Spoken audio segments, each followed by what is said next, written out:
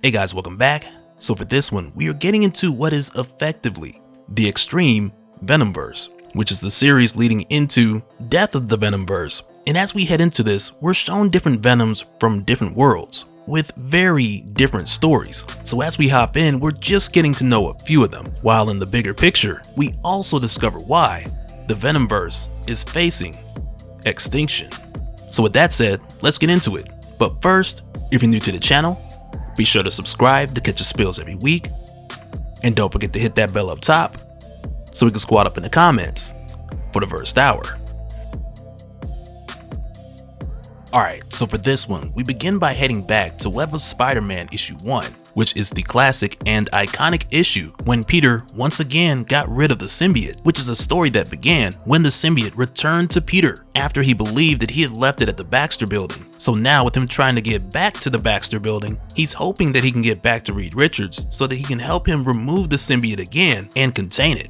But on his way, the symbiote fought back. It stopped shooting webs, and it nearly immobilized Peter from heading in that direction at all. But while Peter was trying to sort this out, he was attacked by a group of ex-cons who were all suited up with the equipment of Adrian Toomes, who called themselves the Volturians. But during this fight, Peter veered off with one of these guys, and I want to say his name was Honcho. But the two of them veered off, running right into a church bell, which from here is where the iconic moment that we all remember happens, when Peter realized that the painful sound of this church bell up close was the solution to getting rid of this symbiote. But at the time, Louise Simonson gave us this story with a huge emphasis of Peter sacrificing himself and possibly having his brain turned to jello in this act of desperation, which would have killed Peter. But fortunately, in this act of desperation, in Web of Spider-Man issue 1, before Peter died, the symbiote grabbed him and dragged him down the stairs, saving Peter's life. And at the time it was said, because the symbiote had been bonded with Peter for so long, a being who feels intensely fear,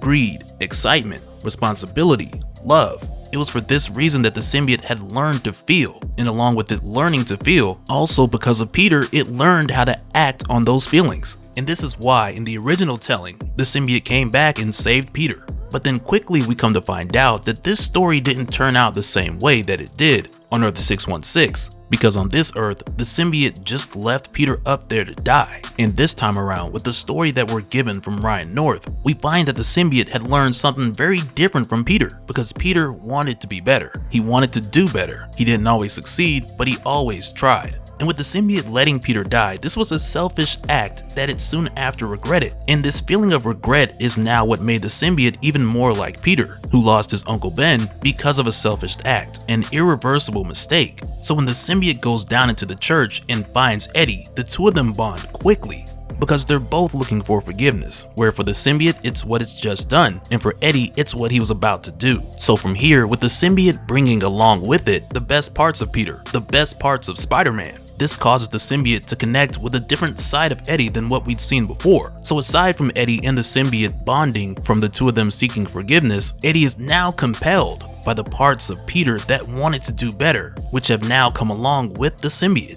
But it's soon when we come to realize that for Eddie, even still with him having this new sense of great power and responsibility, though he wants to act on it, he still struggles a bit with the implementation of it, which we see in action as he chases down Doc Ock, who's fleeing a bank robbery, which in the old days is how Doc Ock used to fund his projects. But with Eddie chasing him into this warehouse, he webs him up, and when Otto says something along the lines of getting rid of this city's spider problem, Eddie responds with saying things like, you know, that gets under my skin, as well as things like, you and I wouldn't have a spider problem if Otto wasn't running around hurting people, which is an unusual use of pronouns for Eddie Brock with the symbiote. And that's something that we'll circle back around to in just a little bit. But with Otto calling out Eddie for not being the original Spider-Man and telling him that they may use the same self-righteous tone as if they're just better than everyone else, Otto tells him if one Spider-Man can die, so can this one. So Otto uses his extra arms to catch Eddie off guard, and the first attack doesn't work, but then when he uses Sonics, he realizes that that's what this Spider-Man is vulnerable to. So of course, in response, with the symbiote going unstable, Eddie is just left hanging in his BVDs. And those are the draws, by the way. Eddie got those BBDs. But at this point, with Otto having a much bigger smile on his face than I'm comfortable with right now, Otto begins to talk about how he's better than just taking this interesting goo away from Eddie. And for Eddie, it's here in this moment where, like I mentioned before, he knows the difference between the good that he was compelled to do by the symbiote versus the good that he wants to do and the way he wants to do it. So he grabs a brick and he tosses it at Otto's head just before racing back to check on the symbiote, who Eddie prays isn't dead. But then it's here where Otto, who definitely was out for a second, like I have no doubt that that brick hit the reset button, this man just rebooted. But now that he's conscious again, he tells Eddie that was just a cheap shot, it won't work twice, because he's not Spider-Man, he's just some guy. And at this point we find that Eddie and the symbiote have figured it out, because they tell Otto that he's right. Eddie is not Spider-Man, but Eddie won't be on his own anymore, because it's us, the symbiote and Eddie, and we're Spider-Man. And from there, Spider-Man knocks Otto out, because in addition to Eddie having his symbiote back, with the two of them being even closer and working out their insecurities, a stronger symbiosis makes them stronger as well. To where next, after putting Otto back to sleep, they just web him up and leave him hanging for the police to come get. And I gotta say, hopefully Otto doesn't fall asleep, because that's the last thing you want to do when you got a concussion. And I mean, hopefully we'll be able to check on this guy later, just to see if he's okay. But as Spider-Man leaves, it's here where they're then met by Agent Venom and Wang, who's someone we haven't seen in a long time. But with her coming here, she lets them know about someone going through realities killing Venoms, so they all have to group up and stick together. But after this, we then go to the second of 3 stories, where we find Eddie Brock and Anne Wang, who are living a bit more of a domesticated life, with it being the two of them and their son Dylan. But on this night, one of their worst fears has become a reality, with Dylan discovering a symbiote secret that the two of them could have prepared him for prior to this moment. But we end up discovering that Dylan was found by a girl named Leah, who's a young orphan about Dylan's age, living on her own. And when Dylan wakes up, of course he doesn't know where he's at, but nonetheless he's ready to keep it moving. And this girl Leah then tells Dylan that the two of them should team up, because she's actually a runaway. She ran away from an orphanage, and she can tell that Dylan ran away too. But when Dylan declines her offer, she then teases him by telling him that he probably ran away for something petty, like mommy and daddy not buying him a new toy. And with hearing that, Dylan snaps, which from here causes his symbiote to take over. And with this one, this version of the Venom symbiote, it's very aggressive. It picks up this car, trying to shake the little girl out so it can eat her, while at the same time for Dylan, who's trying to fight against it, the symbiote is telling him that he's young and he's weak, and eventually it's going to overpower him and pretty much just use his body as a puppet, while locking his consciousness away. But through the course of this second story, which is a much shorter one, Dylan's parents, Anne and Eddie, they both come after him together. And when they do, we come to find out that they are all Venom.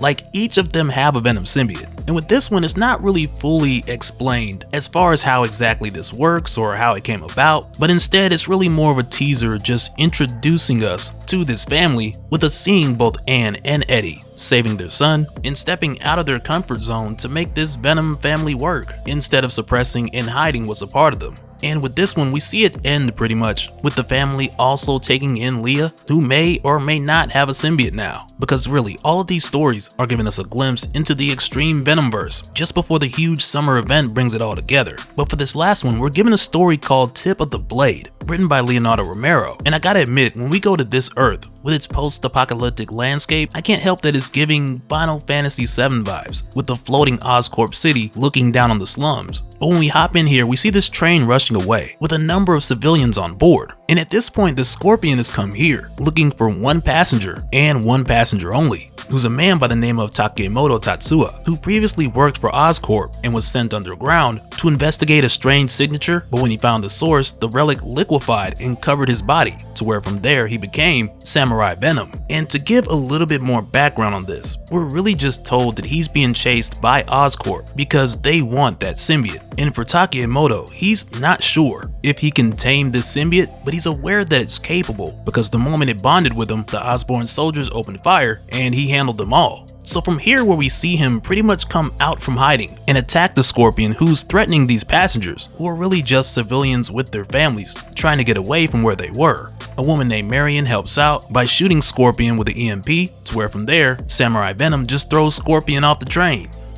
But then just a few moments later, after a brief debate on whether Samurai Venom should be thrown off next, with him being the one that Osborn's after, since the Scorpion is only one of 6 who Oscorp could have sent, implying that they have their own version of the Sinister Six. But before they know it, Scorpion gets backup from Oscorp, who comes in blowing up the rear of the train just moments before it can get to the tunnel ahead, which is said to be the point where Oscorp can't follow the train anymore. So Samurai Venom ends up getting all the passengers to the front before the Scorpion's backup comes in for another shot. And as the last couple of carts go speeding towards the tunnel, sideways, Samurai Venom holds on to the Scorpion, causing the both of them to be there upon impact, but only one of them walks away. And after this, weeks later, we find that Takemoto is approached by Anne Wang, who gives him the speech about all the Venoms coming together. And with him sensing from her that she is in control with her symbiote, he trusts what she's saying, and he feels compelled to join the fight. But also he goes along with her, knowing that this issue is way bigger than the heat that he's under here. But yeah, these are just a few of the stories that start this off, with Extreme Venomverse being almost like an anthology series. But all of these stories will come together in the upcoming event, Death of the Venomverse, which I'm expecting to be your Carnage and Venom storylines going head to head. And so now real quick, I want to give a special shout out to all the patrons. Thank you guys for all of your support. And for anyone who's new here who wants more information on how to support the channel, I got a link below where you can go to patreon.com/dopespill. But that'll do it for this one, guys. Let me know your thoughts down in the comments below, and we'll do it again on the next one. Alright, later.